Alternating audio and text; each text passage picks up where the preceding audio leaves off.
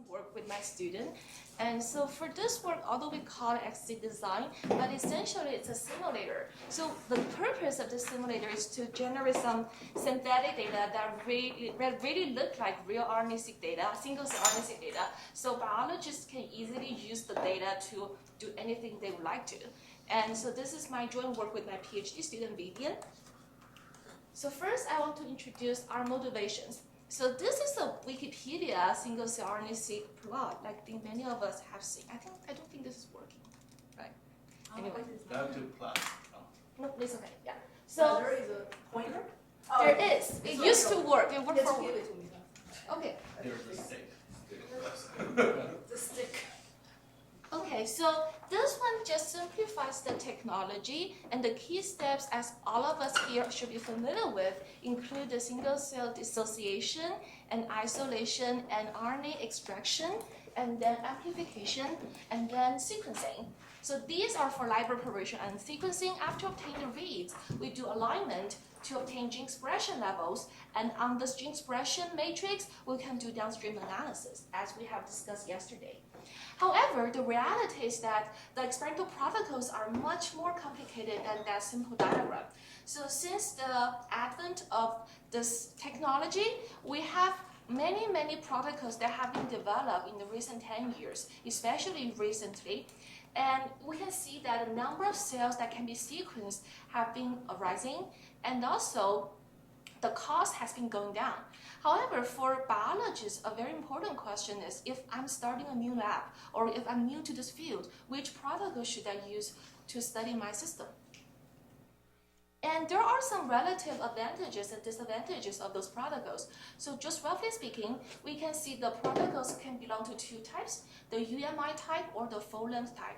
So right now, one protocol must make a choice between the two things. So for the UMI type, the advantage is that you don't have amplification bias because you don't need to go through PCR.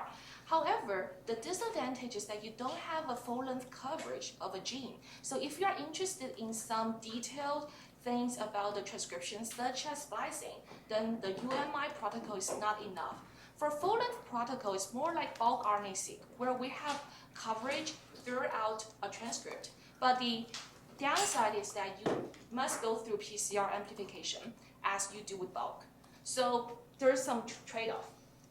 Another thing is that we must make the trade-off between exploring the depth or breadth of transcriptomes.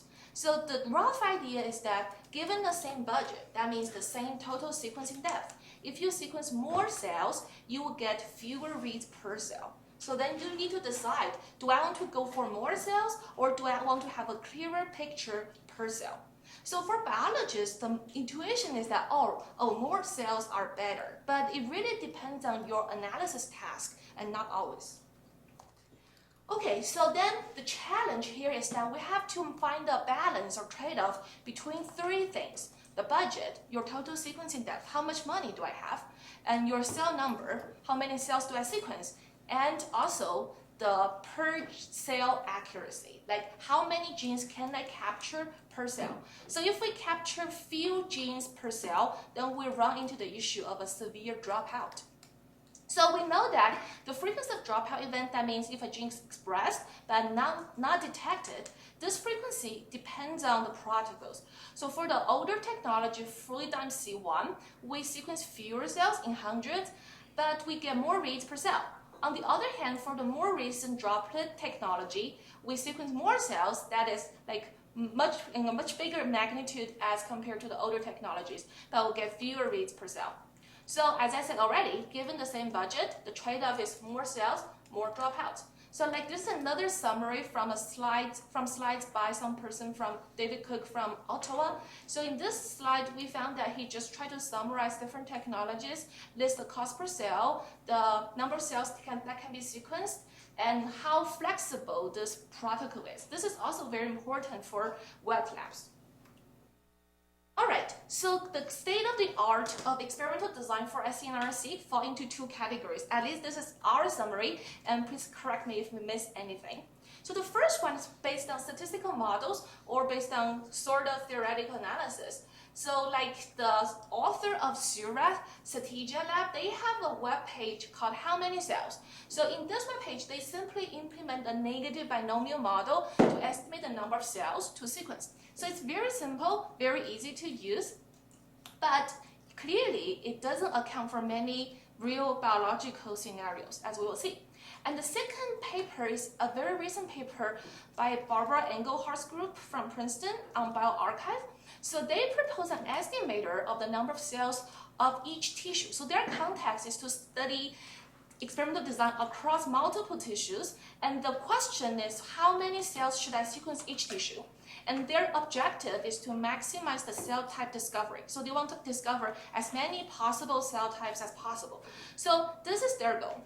So clearly, these methods have their rationale and are justified based on their standard. One thing that is required for both approaches, there may be others, is that you must have prior knowledge of cell type composition. So you should have a prior knowledge of how many cell types are there and what are their proportions. And you also need to roughly know each cell type's gene expression profiles. Otherwise, you cannot use this approach, the second one. And the second thing I think is more important is that because the end users of those approaches will be biologists. And for biologists, you cannot expect them to really know the technical details in your estimator or in your model-based approach. They want to use their visualization to rationalize whether this design makes sense or not. So therefore, I think visualization is so important. That's why t-SNE is so popular, right? So we want to find a way to let them visualize the design so they can justify or they can decide whether I want to go for it. So I think this is a key drawback. So using these two approaches, using this type of approach. And the second approach is more easy to understand, simply based on descriptive statistics. So like in this paper, they studied the sensitivity of the product codes as the sequencing depth increased. So you can see that as we sequence deeper and deeper, suppose that we have no limit on our budget, then the number of genes detected per cell will go up. But there is saturation, right? So you cannot continue increasing endlessly. So you see that for different protocols, the saturation gene number are different. And so their conclusion based on this graph is that most protocols saturate at 1 million reads per cell. So if you reach this, then going up, sequence deeper doesn't help much. But another paper make a different conclusion. So they did some correction or control for read depth, and they redefined another metric for sensitivity. So based on their approach, basically the lower the better. And so they conclude that the detection rate saturates at 4.5 million reads per cell. So it's not 1 million, but 4.5. And so if I'm a reader, I will think, which one should I use, right? Although they are on the same scale as million, but 1 million and 4.5 million are different. And also, these saturation results are based on protocol only and not based on the biological system we're studying. So therefore, I think we need something more so that we can do experimental design at a greater detail. So what our approach is that we want to do simulation-based experimental design. So what we really want to achieve is that we want it to be protocol adaptive and data adaptive. So we want to learn our model or framework parameters from public real data if they're available. So if the system you are studying have some public data already, or if this is a completely new system, you must generate some pilot study data, right, to test your experimental system. Like I establish a new droplet-based system in my lab, I want to do some pilot study to test the system, and that will provide the data input into our framework. And our second most important goal is to generate synthetic data that will mimic real data under a pre-specified experimental setting. So this is very important because it is an evaluation that we need to do to see whether our simulator works as expected. If it works well, then it can assist experimental design as we plan to do, and also it can also assist computational method development because you can just get many data at no cost. And the third thing is that we wanted to be flexible in accommodating user-specific analysis needs, because we know single-cell analysis is a very complicated pipeline. Every person may choose to use different softwares in their analysis pipeline, so we wanted to be flexible. And lastly, the reason we like synthetic data, or maybe because we're computational people, but another reason is that this can save experimental costs. Especially this is important for small labs, which just started. Okay, so then introduce our methods.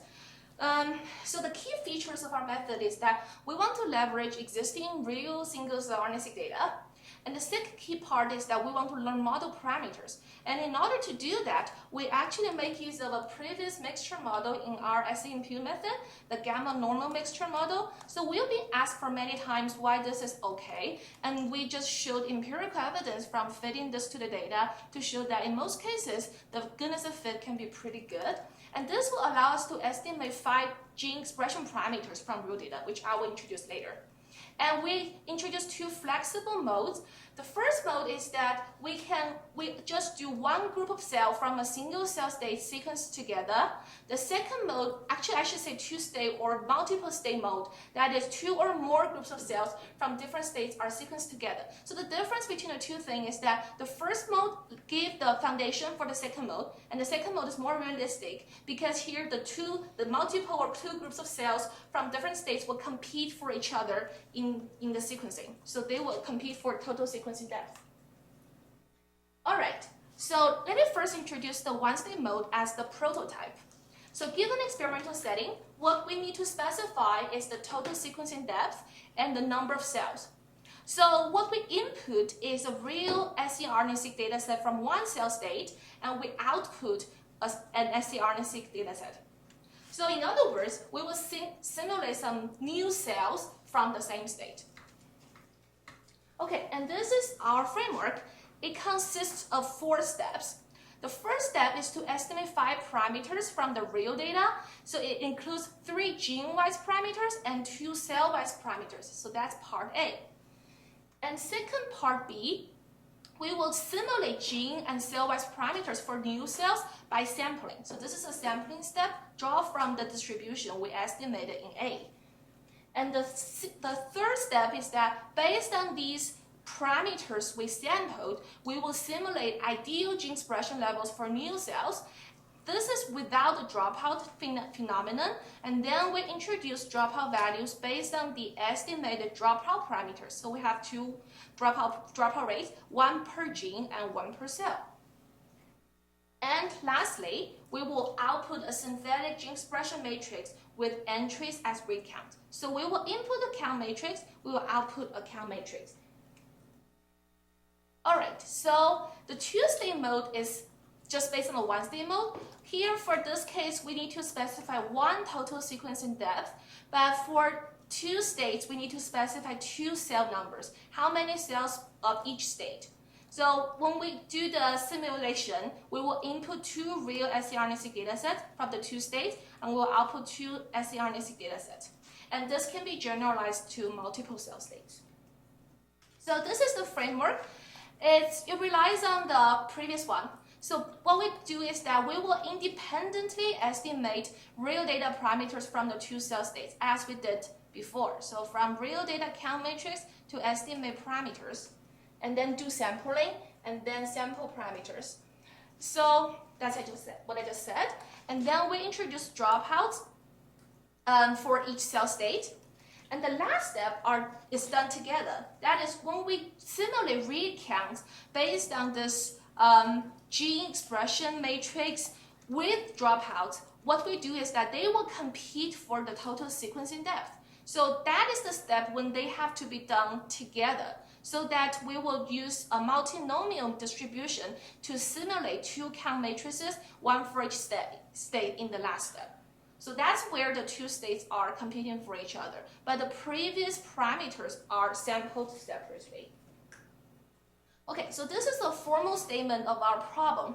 So for 1-state mode, given our input, a real single-cell count matrix denoted as X real, and we have I genes and J 0 cells. So this 0 subscript means that it's from the input. It could be small, and we have a constraint. on the sequencing depth and the cell number. So these are also two inputs. Then we simulate a new count matrix for the same I genes and J cells. So this J can be a number you specify. It can be small, it can be large. And for the two-state mode, we have to input two real count matrices, X real 1 and X real 2. And for cell state 1 and 2, we look at the same set of I genes, but their input cell number may be different, J01 and J02. We constrain on the total sequencing depth, so one big integer, and two cell numbers for each state. And then we simulate one matrix for each state. All right, so then how do we estimate the parameters? That's the first key step. So with this thing, the first parameter, cell-wise parameter, is the cell-wise library size. So what we do is that we just take the row sum for the input matrix. So for every, for column sum, for every cell, J, we just sum up the genes, the gene count. So that's the total called cell-wise library size. And we also estimate the parameter called cell-wise dropout rate. So that is for each column, we just compute the proportion of zeros in that column. And another three parameters are gene-wise. So to estimate those, as we did in our previous work, we did a log transformation on the gene expression count. So what we do is that we first did a scaling based on the library size. So that is for cell J, we did the size correction with this ratio, and we add a small constant, 1.01, before we take the log. So you may wonder why we have this 0.01 added to 1, because if we just do plus 1, then 0 will become 0 after log transformation. The reason we do that is because in order to fit our gamma Gaussian mixture model, so we do not have many zeros as a peak over there. We don't have a mass at 0. So that's why we add this small constant. And then we fit this mixture model, gamma component and the Gaussian component. So this already gave us the three parameters of interest. The first one is the gene-wise dropout rate. So our idea is that if a gene is assigned to the gamma component, we consider it as a dropout value. Otherwise, if it's assigned to the normal component, we consider it as the normally expressed genes. And we have this mu0i, that's the mean for the normal component, and sigma 0i, that's the standard deviation of the normal component. So this will give me the expected value under no dropout and expected gene expression variation under no dropout. Okay, and we just simply implement an EM algorithm to obtain the three estimates. All right, so how do we apply our approach? So the first approach or application of scDesign is to assist gene differential expression. So in this scenario 1, we just simply consider the case where cells from the two cell states are prepared as two separate libraries and sequenced independently. So they can be considered as two batches, as we have seen. For example, they can be cells collected at two differentiating time points, cells of the same tissue from patients and health subjects, or cells of the same type but exposed to different experimental treatments. So two batches. And we want to select the optimal cell numbers simultaneously for the two libraries to optimize the subsequent differential expression analysis. And the constraints, again, are the total sequencing depth of the two cell states. All right, so what we do is that we simulate based on these settings, and what we vary is the candidate cell numbers. So for each state, we just vary the number of cells. So for each pair of cell numbers of the two states, we simulate one real count matrix for each state. And based on these two matrices, we can perform DE analysis. So for this DE analysis, you can choose the method that you like. For example, like masked scDE, as Sean has mentioned in his previous talk. And you can also choose your criteria. So it can be the power of your test, or it can be the FDR, depending on your target.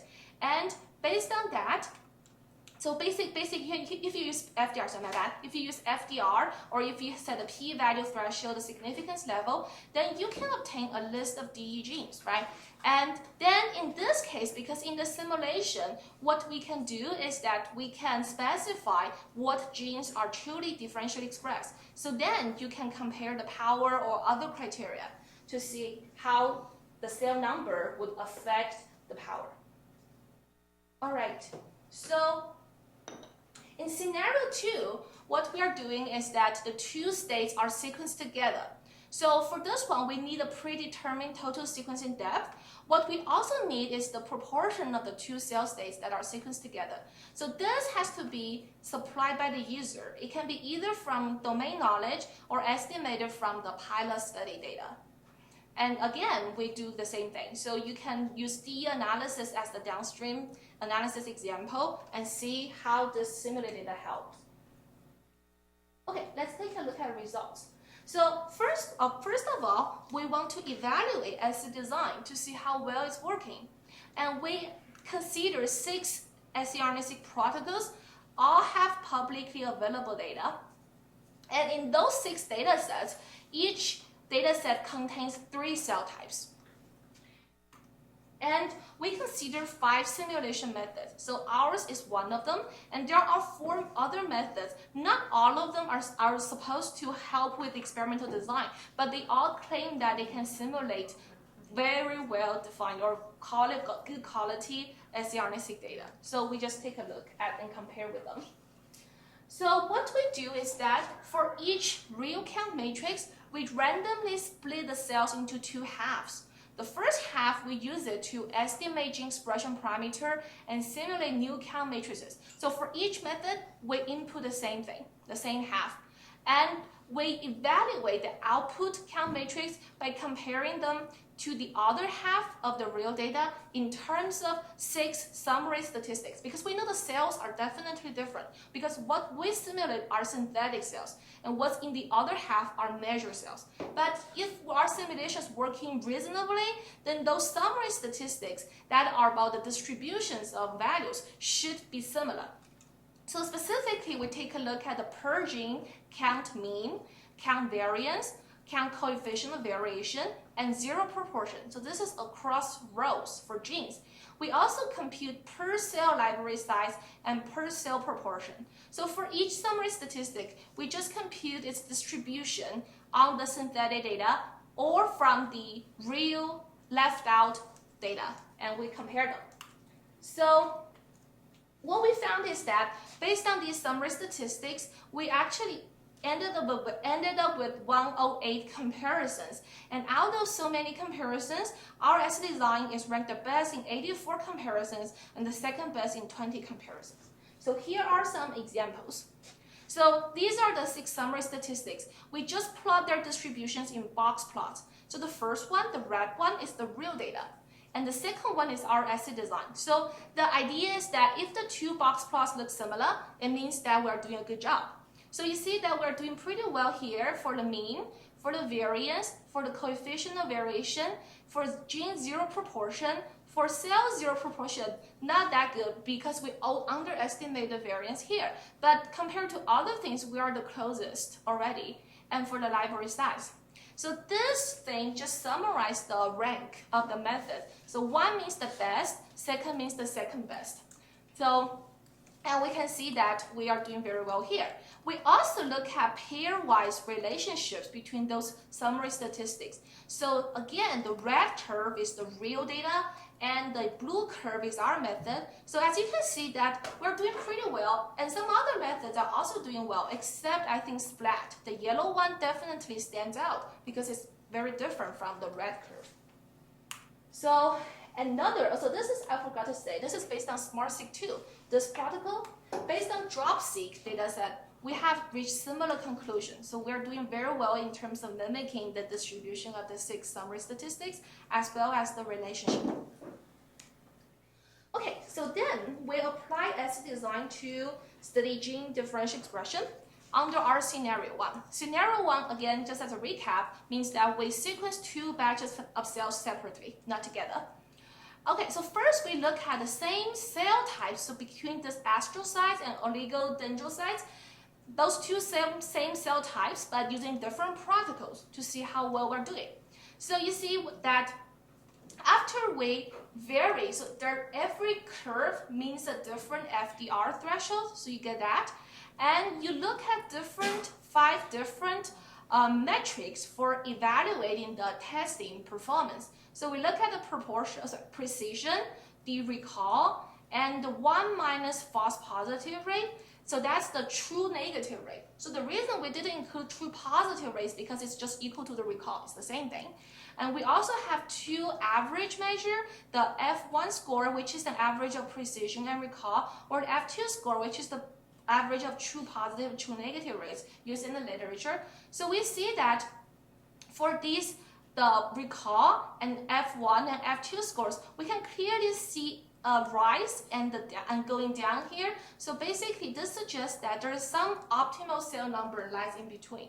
So, and this makes sense because when in the beginning, when you sequence very few cells, you can imagine that if you just pick the top ones, they are likely very accurate. However, you have a very small power. So a lot of the things that are DE do not have a small enough p-value because in that case, your cell number is your sample size in your test and you do not have a powerful test. As you increase your cell number, of course, your sample size goes up. But on the other hand, you have more and more zeros on each cell. So your signal also becomes like not that clear. So there's a trade-off in between. And the recall F1, F2 score captured that trend. For precision, as we know, precision is defined as the number of true positives over the number of your claimed positives. So it's among the ones you found. So in that case, as long as you just pick the very top one, you are doing a very good job. But your number of identified DE genes are very small. This is assuming all the overall read depth, sequencing depth is the same. It's just the same. It's the same. Yeah, it's the same. Constraint on that. Okay. That's right. Constraint on that. Okay, this is Fluidigm C1. And you can see the optimal cell number we pick for each, based on each criteria, is in the hundreds. That's for Fluidigm C1. For in-drop, in this method, you see the trend looks still up and down, but optimal cell number becomes in thousands. This is also reasonable because we know for this technology, we are getting more cells. So the optimal cell number is also a 1 magnitude higher than the previous one. Okay, now we look at another case, that is we look at different cell types but the same protocol. So the previous 2 comparisons are for the same 2 cell types but 2 protocols, Fluidigm C1 versus in-drop. Now we look at another different 2 cell types but the same protocol, SmartSeq2. So you see for SmartSeq2, the optimal cell number we found are also in hundreds and also depending on your criteria. And if we change to 2 other cell types, we see the optimal cell number become different. And that's also reasonable because it depends on how different those 2 cell types are. So your experimental design should also change accordingly. So that's the message we want to deliver. We want to show that our approach can allow you can reflect that differences in cell types, even given the same platform. All right, so this is a summary. You see, we compared 6 protocols and different cell type pairs, and based on 5 different criteria, this is the number of cells you will sequence. So then the user have to make a very brave decision because you have to first decide, okay, maybe like the bioinformatician in the lab should decide what should be the criterion I use to do my DE analysis. And then I want to design the cell number accordingly, if I have a choice, if I can decide the cell number. Okay, scenario 2. This is more realistic. That is, the 2 states are sequenced together.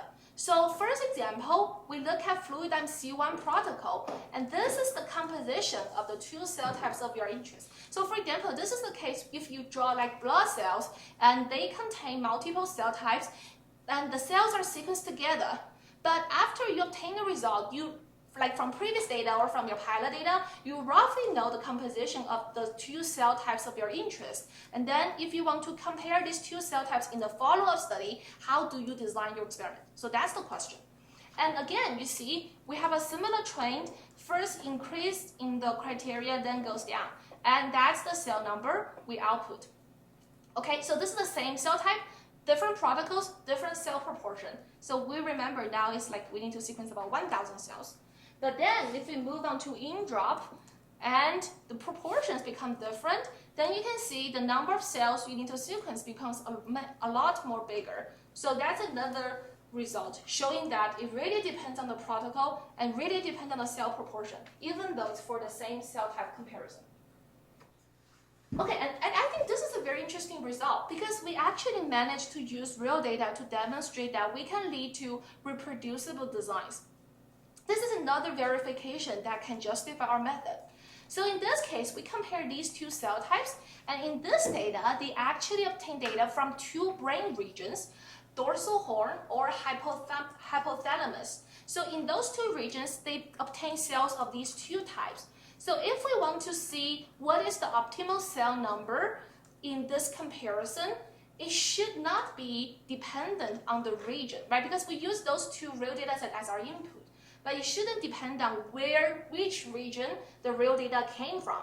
So you see that by using this as input or this as input, the output of our method has a pretty consistent trend, showing that the optimal cell number we gave users are pretty consistent, which is something we expect to do.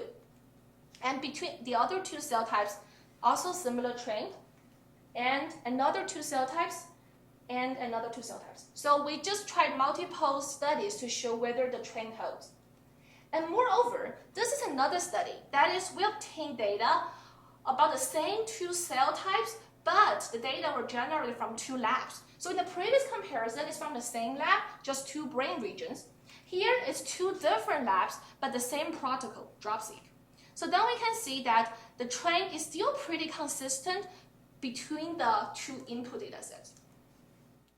And also here, for another two cell types, another two cell types, and that's it. Okay, so then I want to talk about some other applications of using scDesign to assist the comparison of DE method. I think this may be interesting to users who want to pick a method to use. So we look at 5 DE methods. The first one is just the simplest one, 2-sample t-test we use as a baseline. And masked scDE, they are designed for single cell data. Or DE-seq2 HR, they were designed for bulk RNA-seq data, but we can couple with Linger to make them work for single cell RNA-seq data better. So what we do is that for each of the 6 protocols, the same 6 protocols we used before, including in-drop, FluidMC1, SmartSeq2, etc., we simulate a pair of recount matrices with 5% DE genes. So these are what we pre-specified. And this is the precision recall curve we obtained for different methods. So very interestingly, you see for each of the protocol, the winner is not always consistent. So for example, for the SmartSeq2 and C1 Fluidime, t-test is not doing a very bad job. Although it's very simple, it's not doing a bad job. But for the other 4 protocol, in-drop, Dropout, 10x, Genomics, or SeqWell, t-test doesn't work well at all. But the single cell method, such as scDE, is working very well. So just to summarize this figure, because we have so many curves, so many values, AUC, this is what we have summarized. So we just ranked the DE methods for each protocol. For SmartSeq2 and FluidMC1, scDE masks are doing well, the best. t-test is also not bad. And for in-drop 10x Genomics, HR actually works pretty well, so are masked and scDE, but the t-test becomes the bottom. And for Dropout and SeqWell, t-test still at the bottom. scDE, HR are working pretty well, masked is working okay. So you see, by summarizing this, it seems that the scDE and masked method designed for single cell RNA-seq data are doing pretty reasonably well, which is reasonable to expect. And the t-test, we can also expect why it's doing better for SmartSeq2 or FluidMC1. Because here the signal, actually, if we consider that, they are more Gaussian-like because you have more reads per gene. And for those UMI-based things, that t-test definitely is not a good choice. And we also can use our simulator to assist the comparison of dimension reduction methods. We know many methods have been developed for single-cell RNA-seq data. This is a very incomplete comparison, but we just compare PCA, t-SNE, and ICA, and ZIMWave. So this is specific design for single-cell RNA-seq data. We also compare 6 protocols. We simplify each protocol. And this is what we take a look at the fluid MC1 data. So using the data, it has 4 cell types.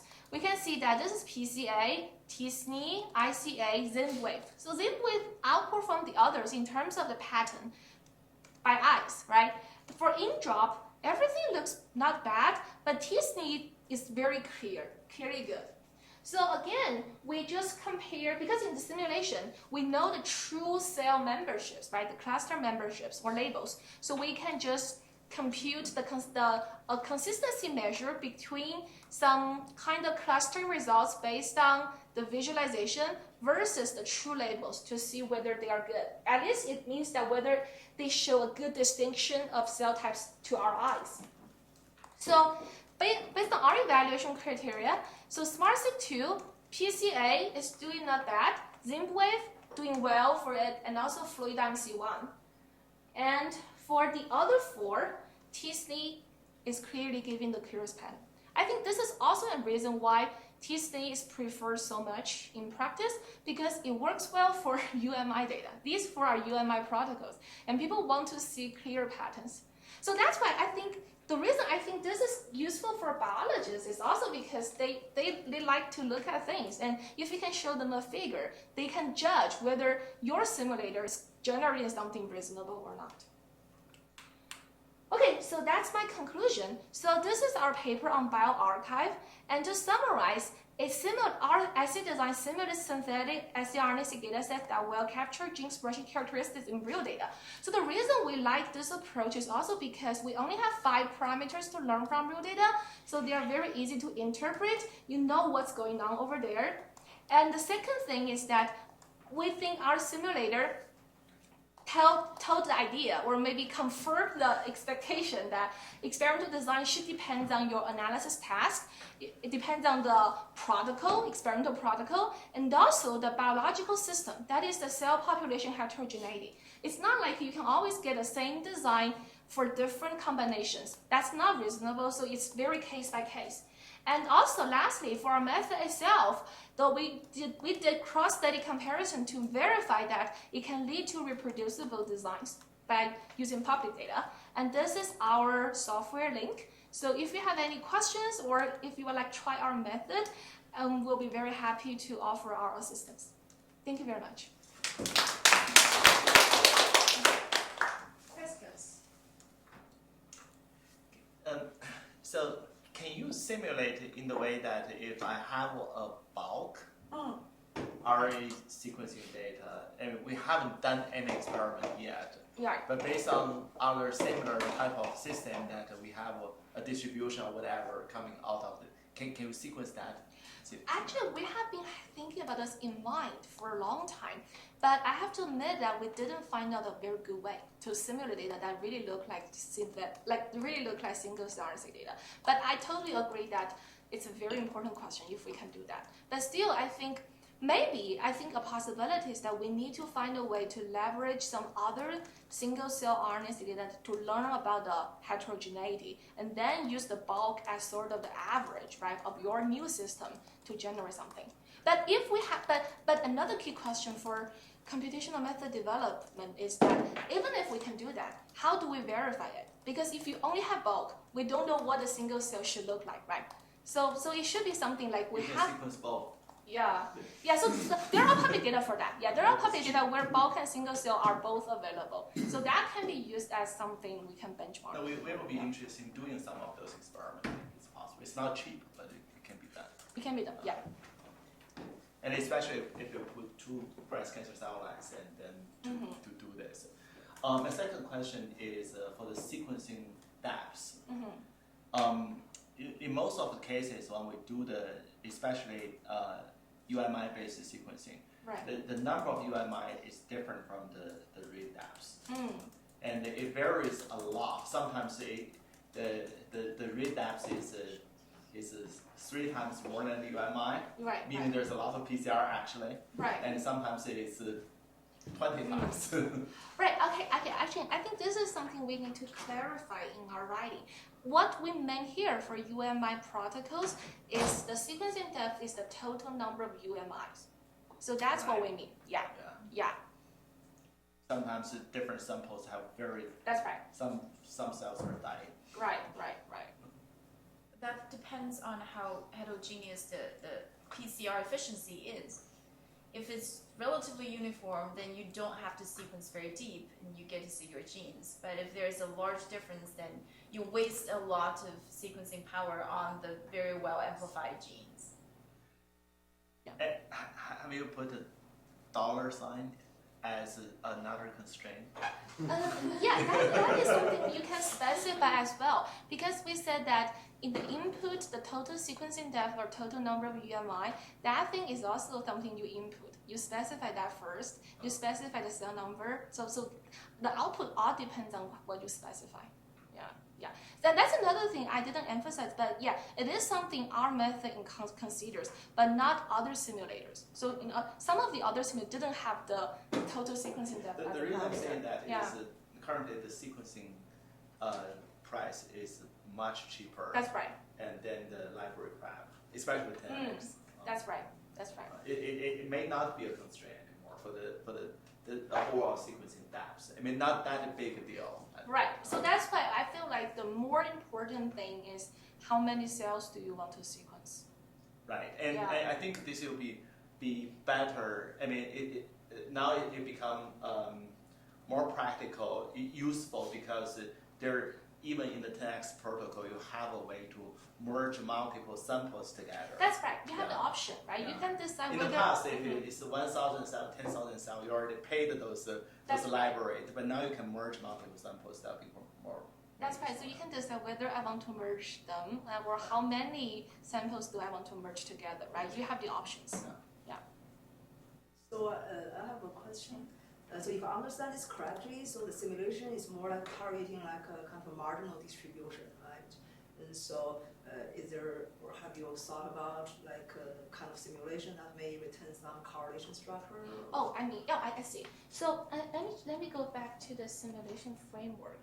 Yeah, I think I didn't go into that detail, but it's a very good question. So if we go back here. Right, so in here, basically, when we simulate this thing, so when we have the gene-wise parameter, yes, indeed, we simulate this gene by gene. So we didn't consider the gene-gene correlation into this step.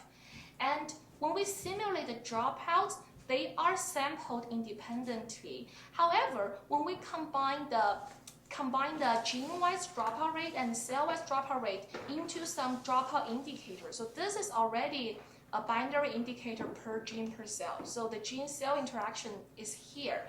And lastly, the cell-wise library size will come into play in determining the counts, in the counts we output.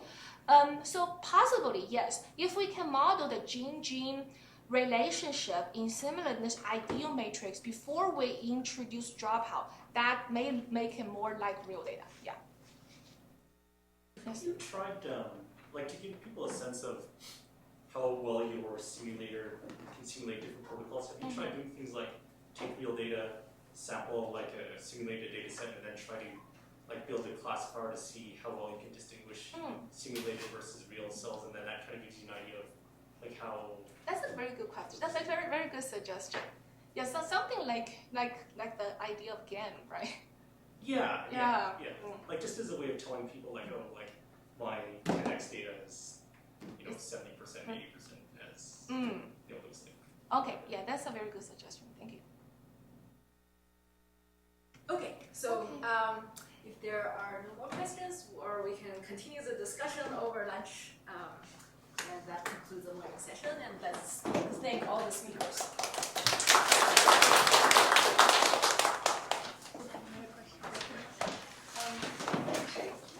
There is no activity in the afternoon, as far as I know.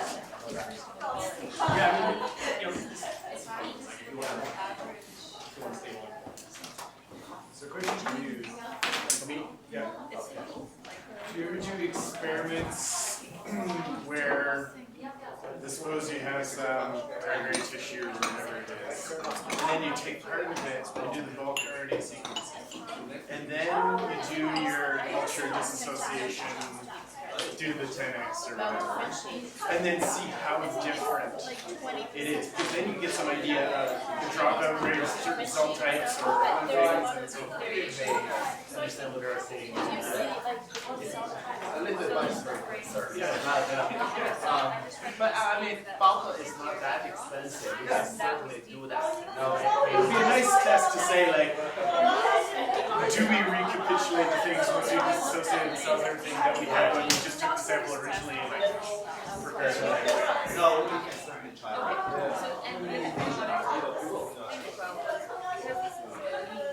I think that would be especially important if you're trying to say something like, important especially if you're trying to say to say that something isn't there. But if something is there, then who cares? But if you're trying to say that something isn't there, you probably want to put down all the sequences first on the original. Oh yeah. But I wouldn't do that far. But at least that we know that we can come back. Yeah, like what are these? So they're neurostem cells, stem cells.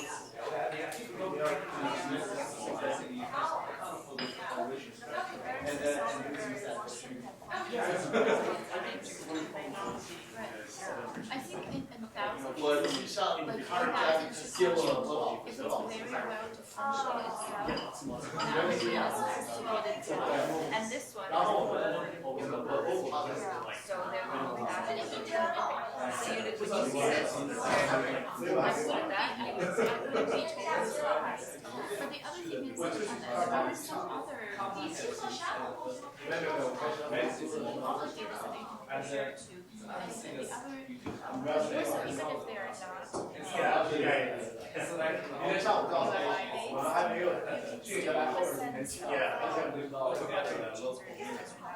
we wrote a package to like sort of predict whether it's expressed or not, because you don't want to use like one information as they're expressed, when they're not UMI based.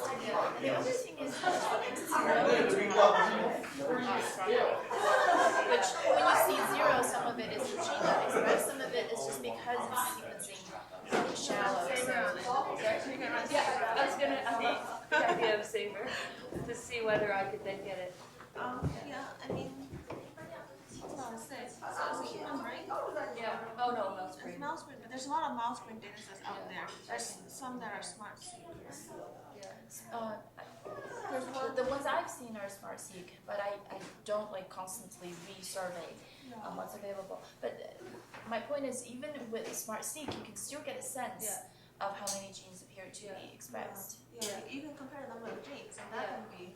Well, and the other thing is, I think I've reached saturation because some of my samples I actually sequenced more cells, and in the end I had less reads per cell, yet the total genes detected was the same.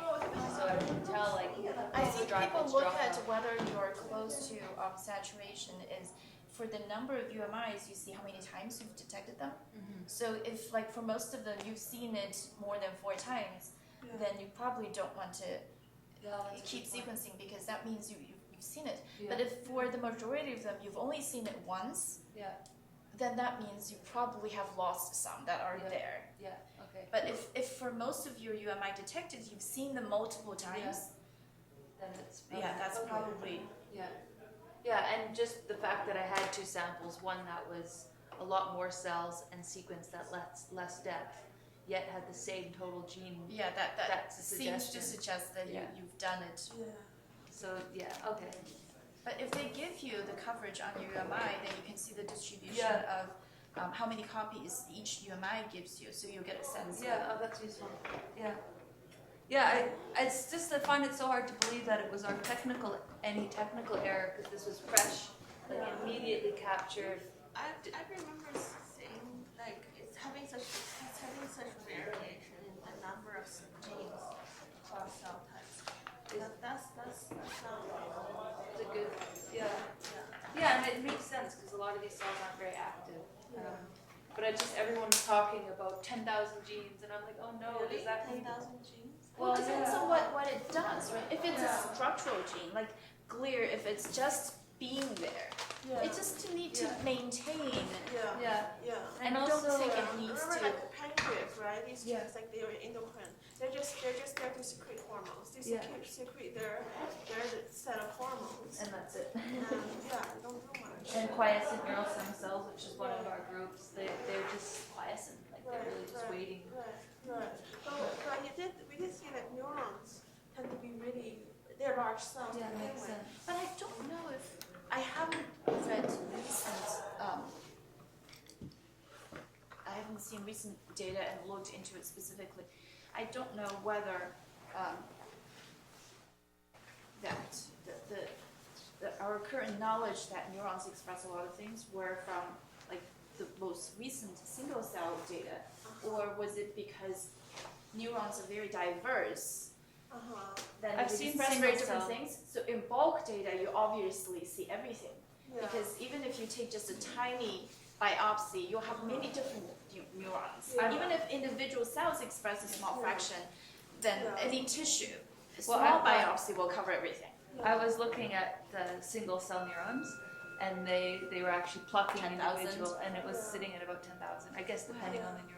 Yeah. Which I was surprised when I saw that. I'm actually surprised with that they need so many different genes, because even if they do very complicated work, Yeah. it's mostly like interpret the chemical signal that coming into it, Yeah.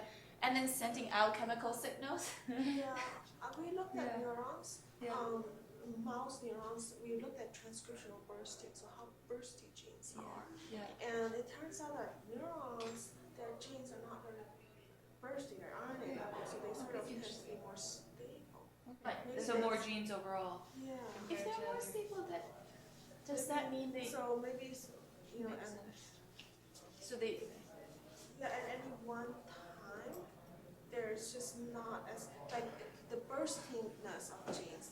Maybe it's just neurons are large and they have these axons that shoot out. So the mRNA tends to be more stable, like when they reach the end of the exon, they just sit there to transcribe the genes. You don't like have the communication in the center to jack up a expression. It's more costly. So they tend to be, I don't know. Yeah. So Well, and cell culture genes is another thing, because I think a lot of people here are talking about cell culture, and I think, well, that's a whole other ballpark, right? right. Like, I don't know if cell culture has more genes or less genes. Probably more genes. I don't know, when cells are not under stress, they tend to like stop doing things. So I But think in it culture, tends to they're be under like- stress, I guess. Right? Well, I guess it depends on if you're like actively trying to do something